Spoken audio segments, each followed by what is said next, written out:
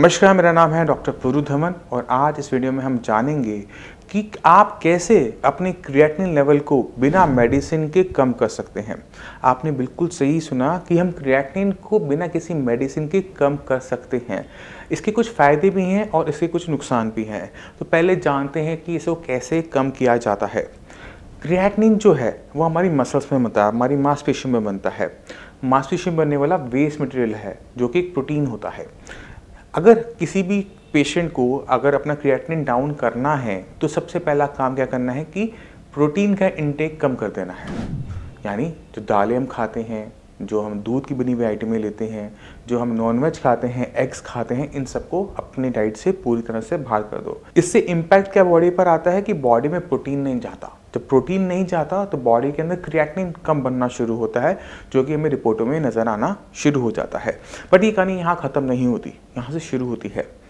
अगर आप अपनी डाइट को और ज़्यादा टाइट कर देते हो, कम कर देते हो, मान लो कि आप घिया, तोरी, टिंडा उबाल के खा रहे हो और कुछ नहीं खा रहे, बहुत लिमिटेड खाना ले रहे हो, जैसे दिन में एक आधी चपाती, 2 चपाती ले रहे हो, तो कोई भी पेशेंट अपना तेज़ी से वेट लूज़ करता है।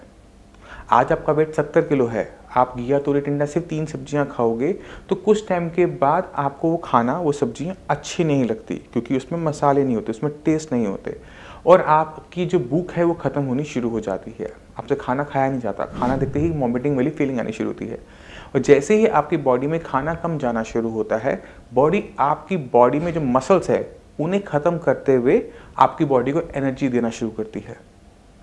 अब जब मसल्स कम होनी शुरू होती है तो क्रिएटिनिन भी डाउन होना शुरू होता है।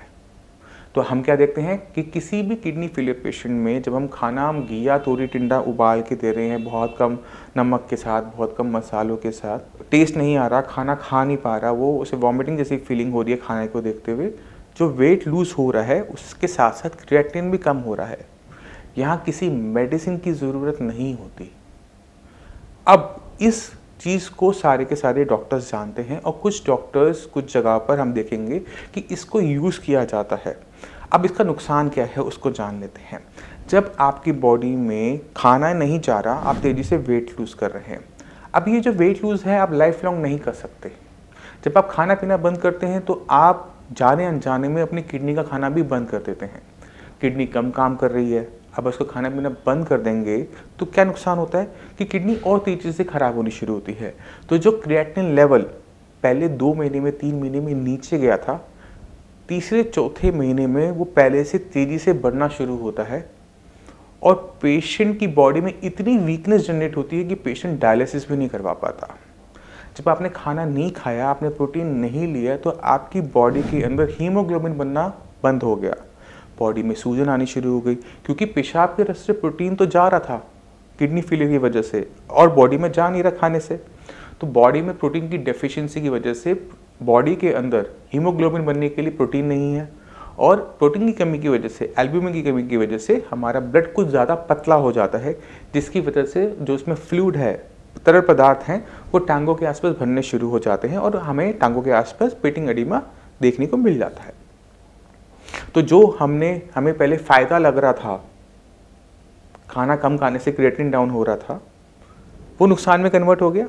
अब समझने वाली बात ये है, ये जो हमने क्रिएटिनिन डाउन किया खाना पीने को बंद करके, ये हमने किडनी की हेल्प से नहीं किया।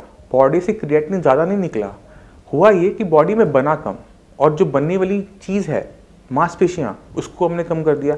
इसी वजह से हमारी रिपोर्ट में वेरिएशन आया।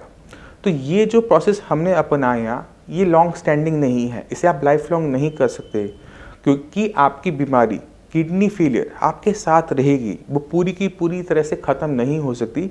इसी वजह से ये जो टेम्परेरी मेथड होता है ये पेशेंट के लिए बहुत ज़्यादा घातक सिद्ध होता है, क्योंकि वीकनेस इतनी आ गई कि आगे के जो रास्ते हैं, मान लो कि आपको डायलिसिस की ज़रूरत पड़ती है या ट्रांसप्लांट की ज़रूरत पड़ती है, तो हम वो करवा ही नहीं सकते क्योंकि पेशेंट में इतनी वीकनेस आ जाती है, सांस लेने में दिक्कत होनी शुरू हो जाती है क्योंकि बॉडी में अब हीमोग्लोबिन नहीं है। तो हमने ये काम खाना पीना बंद कभी भी नहीं करना, या ज़रूरत से ज़्यादा कम कभी भी नहीं करना। आपकी बॉडी में सिर्फ किडनी के ऑर्गन नहीं है, आपकी बॉडी में बहुत सारे ऑर्गन्स हैं, आपका ब्रेन है, आपका हार्ट है, आपके लंग्स हैं। जब आप खाना पीना बंद करते हो तो इन सारे ऑर्गन्स की भी फूड सप्लाई, एनर्जी सप्लाई बंद हो जाती है।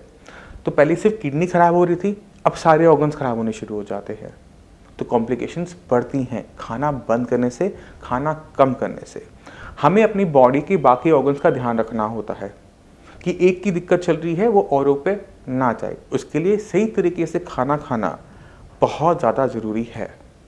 अगर आप खाना कम खा रहे हैं, बंद कर रखा है, डॉक्टर ने बोल रखा है, डाइट बहुत रिस्ट्रिक्ट कर रखी है, आपका तेज़ी से वेट लूज़ कर रहा है, तो आपको इन बातों का ध्यान रखना चाहिए कि आपको इसकी कीमत ज़रूर चुकानी पड़ेगी। आपकी बॉडी में जो वीकनेस आ रही है वो बढ़ती चली जाएगी। अब एक सोचो, एक किडनी फेलियर का पेशेंट जिसका क्रिएटिनिन लेवल 6 था, उसने खाना पीना बंद किया और उसका क्रिएटिनिन लेवल 2 पर आ गया। वेट लूज़ हुआ क्योंकि खाना पीना उसने खाया नहीं। अब वो बेड पे है, उठ नहीं पाता क्योंकि मांसपेशियां ख़त्म हो गई, वीकनेस बॉडी में इतनी ज़्यादा है, सांस फूल रही है। अब क्रिएटिनिन लेवल चाहे 2 क्यों ना हो, कॉम्प्लिकेशन ज़रूरत से ज़्यादा है, पहली बात। दूसरी चीज़, यहाँ पर किडनी ने काम नहीं किया। जब हम किडनी फेलियर का ट्रीटमेंट करते हैं तो किडनी पे काम करते हैं। जब किडनी उसके फंक्शंस को बढ़ाती है, अपने फंक्शंस को बढ़ाती है, तो क्रिएटिनिन को यूरिन के रास्ते निकालने का फंक्शन भी बढ़ता है और उससे जो क्रिएटिनिन डाउन होता है आपके ब्लड के अंदर, वो सबसे सही तरीका होता है किडनी फेलियर को हैंडल करने का।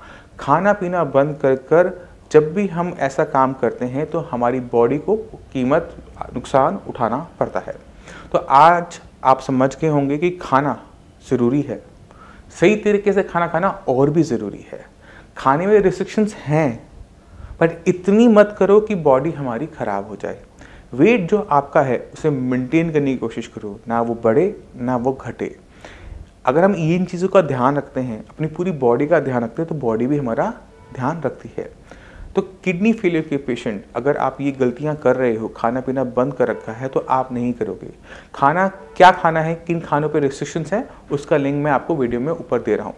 इस वीडियो के बाद उस वीडियो को देखकर आप पूरी की पूरी डाइट को समझ सकते हो, अंडरस्टैंड कर सकते हो, रिस्ट्रिक्शंस को समझ सकते हो कि कौन सी चीज़ नहीं खानी और क्यों नहीं खानी। तो इससे आपकी लाइफ बेटर हो जाती है, क्योंकि आप अपने आप खुद डॉक्टर बन जाते हो। आपको पता है कि आपकी बॉडी के लिए क्या सही है और क्या गलत। अब मैं चाहता हूं कि आप कुछ किडनी फेलियर के पेशेंट से मिले, उनकी रिपोर्ट्स देखें जिन्होंने बिना खाने पीने को बंद की किस तरह से अपने क्रिएटिनिन लेवल को डाउन किया, अपनी किडनी की फंक्शनिंग को बढ़ाकर। नमस्कार, मेरा नाम है डॉक्टर पूरू धवन और हर बार इस चैनल के अंदर हम बात करते हैं किडनी के बारे में। तो आज मैं आपको अपने किडनी के पेशेंट से मिलवाना चाहूँगा जिनका नाम है राजवीर सिंह। इनको जो दिक्कत थी किडनी की, वो थी अपनी किडनी का जो साइज़ था वो छोटा होता जा रहा था, क्रिएटिनिन बढ़ता जा रहा था, यूरिया बढ़ता जा रहा था, भूख खत्म हो रही थी, थकावट हो रही थी। तो कैसे उन्होंने इन सब चीज़ों को कंट्रोल करते हुए, सारे सिम्टम्स को दूर करते हुए अपने क्रिएटिनिन लेवल को कम किया, अपने यूरिया लेवल को कम किया, क्या लाइफस्टाइल रखी, क्या खाना खाया, क्या परहेज़ रखा। और 3 महीने हो गए मेरे पास ट्रीटमेंट लेकर, 3 महीने में के अंदर इन्होंने क्या फील किया साइंस इंजीनियरिंग ट्रीटमेंट के बारे में, ये सब हम जानेंगे राजवीर सिंह से। तो राजवीर सिंह जी, ये दिक्कत आपको कब शुरू हुई? ये सर जनवरी में शुरू हुई, जनवरी 2018 में। तो कैसे पता लगे कि आपको एक किडनी की दिक्कत हो रही है? मेरा ब्लड प्रेशर और शुगर तो मुझको थी। कितना ब्लड प्रेशर रहता था? ब्लड प्रेशर तो बहुत ज़्यादा रहता था साहब। कितना? ये तो नियर अबाउट नीचे वाला तो 102 भी पहुँच जाता था। अच्छा यार। हाँ हाँ।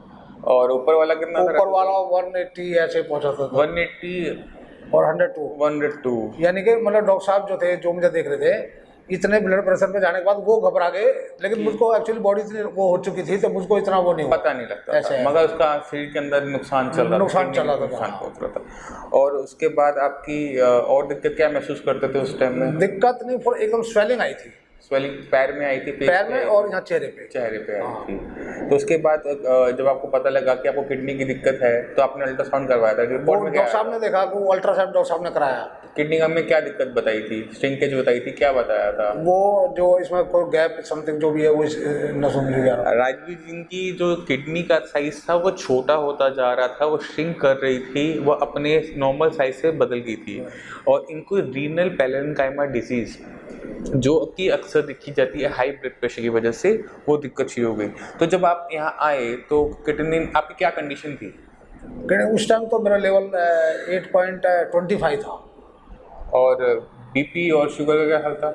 वो भी उसी पोजीशन में थे, मतलब पुराने पोजीशन में। और शुगर कितनी रहती थी? शुगर जो शाम की थी वो नियर अबाउट 260, जो और ये 260 के आसपास, 260 के पास, क्योंकि मैं इंसुलिन ले रहा था तो सुबह की तो कंट्रोल रहती थी। अच्छा, इंसुलिन कितने यूनिट ले रहे थे? 18 यूनिट। 18 यूनिट इंसुलिन लेने के बाद इनकी शुगर 260 थी, रैंडम मान लेते हैं इसको हम, तो इतने हाई लेवल। अब आपको 3 महीने के अंदर शुगर आपकी क्या स्टेटस है? शुगर तो बहुत ही कंट्रोल आ चुकी है डॉक्टर साहब। फिर भी मुझे थोड़ा सा बाकी सब ऑडियंस को बताओ कि क्या लेवल्स आ गए। मॉर्निंग का जो है, जो मैं फास्टिंग के लेता हूँ, वो नियर अबाउट 78, 90, नॉर्मल, 100 से नीचे रहती है। नॉर्मल हो गई, नॉर्मल, वो तो बहुत नॉर्मल हो गई है। और इसमें आप यूनिट्स कितने ले रहे हो इंसुलिन के? यूनिट जो आज की तारीख में ले रहा हूँ 10 ले रहा हूँ, 10 या 12, 18 यूनिट से 10 यूनिट पर आए हैं 3 महीने के अंदर। शुगर जो 260 रहती थी अब वो नॉर्मल वैल्यूज के अंदर रहती है, क्लोज टूवर्ड्स, अब क्या कहते हैं कि कम की तरफ ज़्यादा रहती है। इसलिए इनको हर महीने 2 से 4 यूनिट इंसुलिन घटाना पड़ता है कि वो जो लेवल्स हैं वो बने रहें, बॉडी हाइपोग्लाइसेमिक ना हो। बीपी का क्या कंडीशन है? बीपी एक्चुअली जब से थोड़ी सर्दी शुरू हुई है ये हुआ, अदरवाइज बीपी मेरा इतना बढ़िया था डॉक्टर साहब के ये 70 और 120, 130 यहाँ तक ही रहता था। अब जब से थोड़ी सर्दी शुरू हुई है ये तब से थोड़ा सा बढ़ा है। अच्छा, अदरवाइज बहुत कंट्रोल था। तो ना सिर्फ KFR की ट्रीटमेंट नहीं, इनकी शुगर लेवल को मेंटेन किया, इनकी बीपी को भी कंट्रोल किया, बहुत बढ़िया था। 69, 121 आप लगा लिया, अंदाजा लगा लिया। तो हम हमेशा कहते हैं कि अगर आप किडनी की दिक्कत को जीतना चाहते हो, किडनी फेलियर से मुक्त होना चाहते हो, तो हमेशा उसकी जड़ में, उसके कारण में जाके वर्क करो कि जिसने आपकी किडनी खराब की पहले तो उसको बाहर निकालो। तो अब राजवीर सिंह जी की कंडीशन के अंदर दिक्कत दोनों थी, डायबिटीज़ भी थी और इनको दिक्कत बीपी की भी थी, मगर जहाँ तक हमें लगा, जो हमने ट्रीटमेंट इनका स्टार्ट किया वो किया कि बीपी को दिक्कत ज़्यादा मेन लेकर कि बीपी की वजह से किडनी में श्रिंकेज दिखी जाती है। तो किडनी की श्रिंकेज की वजह से हमने इनका जो ट्रीटमेंट रखा वो बीपी माइंड में रखा कि पहले बीपी को मेंटेन करो, बीपी मेंटेन हो जाएगा तो कम से कम इतना हो जाएगा कि किडनी को आने वाले दिनों में बीपी से और ज़्यादा नुकसान नहीं होगा। जब नुकसान होना बंद हो गया, आगे की जो दिक्कत है वो किडनी की जो खराब होने की जो स्पीड थी वो बंद हो गई और वहाँ से शुरुआत होती है ठीक होने की। अभी 3 महीने हुए हैं, 3 महीने के अंदर यूरिया पहले 3 महीने पहले क्या था? वो तो बहुत ज़्यादा 3 महीने पहले तो बहुत ज़्यादा था। डॉक्टर साहब उसका देखोगे तो वो तो 2 पता नहीं, देख के बताओ कितना है, कितनी सारी रिपोर्ट्स हैं आपके पास। यूरिया था 147। इस कंडीशन के अंदर पेशेंट की जो भूख होती है ख़त्म हो जाती है। ये जो कंडीशन के अंदर पेशेंट को नोजिया आना शुरू हो जाता है, खाना अच्छा नहीं लगता, भूख खत्म हो जाती है और पेशेंट अपना रेगुलर वेट लॉस कर रहा होता है। 2 रीज़न से, एक तो यूरिन में प्रोटीन आ रहा होता है, उस वजह से शरीर में से प्रोटीन बाहर चला जाता है, और दूसरा कि जो आपकी भूख है वो खत्म हो जाने की वजह से आप खाने का इंटेक कम कर देते हो और लेवल्स आपके 151 तक है। ये 151 मैक्सिमम में जो इनका गया हुआ है 151। अब क्या कंडीशन है 3 महीने के ट्रीटमेंट के? अब तो बहुत बढ़िया सर, भूख तो बहुत तेज लगती है। भूख तेज। यूरिया का लेवल क्या है? यूरिया का अभी मैं लास्ट आपने उसमें देखा है, अभी तो मोबाइल में आपने उसमें मोबाइल में देखा था, जहाँ तक है मेरे 50-60 के पास है। बहुत ज़्यादा, बहुत कम। अब जो लेवल है इनका है 57 नॉर्मल नहीं है, नॉर्मल के बहुत पास है। जब आपके लेवल इतने डाउन हो जाते हैं तो आप ये समझिए ये डाउन क्यों हुए, किस वजह से हुए। यूरिया जो है वो लीवर बनाता है, लीवर बनाने के बाद उसको ब्लड में छोड़ देता है, किडनी उसको शरीर से बाहर करती है। ये एक नाइट्रोजनस वेस्ट मटेरियल है जिसे बॉडी से बाहर चला जाना चाहिए। अगर ये शरीर में इकट्ठा होता रहता है तो ये अलग टाइप के दिक्कतें पैदा करता है, जैसे भूख ना लगना, मुँह से स्मेल आना, फिश जैसी स्मेल आना। तो जब किडनी की फंक्शनिंग फास्ट हुई, किडनी ने जो खून को साफ करना ज़्यादा शुरू किया, उसका रिजल्ट क्या हुआ कि यूरिया जो पहले आपका 150 से प्लस था वो डाउन होते होते ही अब नॉर्मल के पास आ चुका है। भूख खुल चुकी है बॉडी में। अब आपको क्या क्या बदलाव नजर आते हैं बॉडी में? मतलब मेरे को वैसे कोई दिक्कत ऐसी महसूस होती ही नहीं है डॉक्टर साहब, बिल्कुल नॉर्मल महसूस। अगर मैं हूँ तो अगर मैं मतलब पहली बात तो सोचता नहीं हूँ, लेकिन मेरे को वैसे नहीं लगता कि मैं बीमार हूँ। बीमार तो हूँ, अगर मैं इसका कैटनाइन को देखता हूँ तो लगता है बीमार हूँ। अदरवाइज बॉडी को ऐसा लगता नहीं है। अच्छा, मेरे को बॉडी जो पहले से कमजोर हो गया हूँ तो दूसरा कहेगा कमजोर, अदरवाइज किसी को पता नहीं कि मैं बीमार हूँ। चलिए, इवन घर वाले मुझे ऐसे महसूस नहीं, मतलब जो काम बताते हैं तो वो ये नहीं सोचता कि ये बीमार है। तो अब हम बात कर लेते हैं क्रिएटिनिन की, क्योंकि सबको क्रिएटिनिन से बहुत डर लगता है। बीपी के पेशेंट के अंदर क्रिएटिनिन का फॉल धीरे धीरे होता है, एकदम नहीं होता। डायबिटिक नेफ्रोपैथी के केसेस के अंदर ये 1-2 महीने के अंदर नॉर्मल लेवल्स के अंदर आ जाता है। मगर जो भी पेशेंट बीपी का होता है, जिनके अंदर किडनी फेलियर बीपी की वजह से हो रही होती है, उनके अंदर क्रिएटिनिन के लेवल बहुत तेज़ी से नीचे की तरफ नहीं आते। यूरिया तेज़ी से नीचे आ गया, बट क्रिएटिनिन के लेवल कंपैरेटिवली हाई बने हुए हैं। तो राजवीर सिंह जी, आपका जो क्रिएटिनिन था वो ट्रीटमेंट शुरू करने से पहले क्या था? वो 9.5 था। 9.5। हाँ। और 9.5 से अब कितना हो गया? अब 8 पे आ गया। 3 महीने के अंदर है जो हमने क्रिएटिनिन का जो फॉल देखा वो ज़्यादा नहीं है, वो सिर्फ 1.5 पॉइंट का है। मगर ये 1.5 पॉइंट बहुत मायने रखते हैं, क्योंकि ना सिर्फ क्रिएटिनिन डाउन हुआ, यूरिया भी डाउन हुआ। बॉडी में जितने सिम्टम थे सारे डिसअपीयर हो गए। कोई थकावट नहीं, कोई कमजोरी नहीं, पोटेशियम नॉर्मल, सब कुछ नॉर्मल। इन्होंने आज तक एक बार भी डायलिसिस नहीं करवाया, क्योंकि इनको ज़रूरत नहीं पड़ी। बॉडी में कहीं स्वेलिंग नहीं आ रही, बीपी मेंटेन हो गया, शुगर मेंटेन हो गया, यूरिया कंट्रोल हो गया। क्रिएटिनिन आने वाले 2-4 महीने में हम इनका पूरी तरह से कंट्रोल कर देंगे। तो राजवीर सिंह जी, आपने खाने पीने में क्या बदलाव किया? खाने में डॉक्टर साहब बहुत ज़्यादा कंट्रोल किया। आप सबको बता दो, सारे पेशेंट देख रहे हैं। खाने में मैंने मॉर्निंग ब्रेकफास्ट जो है, बॉइल्ड सब्जियाँ, ओनली बॉइल्ड सब्जियाँ, वो मेरा ब्रेकफास्ट होता है। सुबह में उठ के शुगर चेक करके एप्पल खाता हूँ, खाली पेट जो खाता हूँ। उसके बाद घूमना, अपना रूटीन करना, सब कुछ ऐसे करके घूम घाम के आना। फिर ये बॉइल्ड सब्जी खाता हूँ, ये मेरा ब्रेकफास्ट है। अच्छा। और फिर उसके बाद 12 बजे करीब में फिर एक एप्पल खाता हूँ। एप्पल ज़्यादा खा रहे हो आप? नहीं तो 2 एप्पल खाता हूँ डॉक्टर साहब। कंट्रोल कर दो उसको, या तो पेशेंट, हम बात तो कर रहे थे। अच्छा, एक मैं खाता हूँ। अच्छा, 2 अच्छा, फायदा हो गया। 2 खाता हूँ वीडियो बनाने का। 2 खाता हूँ। और बाकी दोपहर को लंच करता हूँ, और शाम को लंच में क्या लेते हो? लंच में वही सब्जी, कोई भी जो आपने बताई है, जो आपके उसमें है, उन वही सब्जियां और रोटी, दैट्स ऑल। और शाम को बाकी एवरीथिंग सब कुछ बंद। तो राजवीर सिंह जी की एक गलती तो हमने पकड़ ली कि दिन में 2 बार एप्पल खा रहे हैं, जबकि खाने के लिए हमने दिए में है 1। तो कोई बात नहीं, गलती हमने चाहे वीडियो से पकड़ी, जैसे मुझे पकड़ी, बट वो पकड़ी गई। तो अगली बार से हम उम्मीद करते हैं राजवीर सिंह जी अपने एप्पल को 2 से 1 कर देंगे। 1 कर देंगे। अच्छा, ठीक है। और बाकी जो डाइट हम बताते हैं साइंस इंजीनियरिंग में, वो पेशेंट टू पेशेंट वेरी करती है। आपकी बॉडी की कंडीशन के हिसाब से, आपकी यूरिन में कितना प्रोटीन आ रहा है, आपका बॉडी वेट कितना है, आपका वजन कितना है, आपके शरीर पे मसल्स है या नहीं है, वेस्टिंग तो नहीं हो रही, कमज़ोरी ज़्यादा तो नहीं हो रही, हीमोग्लोबिन क्या है, पोटेशियम क्या है, इन सब चीज़ों को दिमाग में रखकर तब जाकर एक पेशेंट को सही तरीके से डाइट बताई जाती है, जिससे वो अपनी किडनी की कंडीशन को बेटर तरीके से कंट्रोल कर सके, उसको मैनेज कर सके। क्योंकि मैं हमेशा कहता हूँ, हर वीडियो में कहता हूँ, आप 2 तरीके से अपनी बॉडी के अंदर के इन्वायरमेंट को कंट्रोल कर सकते हो। एक, आप उसकी एक्सक्रीशन सही तरीके से करते रहो, यानी आपकी किडनी और आपका लीवर सही तरीके से काम करता रहे, आपकी बॉडी में किसी टाइप का भी टॉक्सिक मटेरियल इकट्ठा नहीं होता। दूसरा तरीका आप और कर सकते हो, जो हर एक ऐसे पेशेंट को करना चाहिए जहाँ पर ये लीवर और किडनी की दिक्कत होनी शुरू हो जाती है, वो है अपने खाने पीने में बदलाव।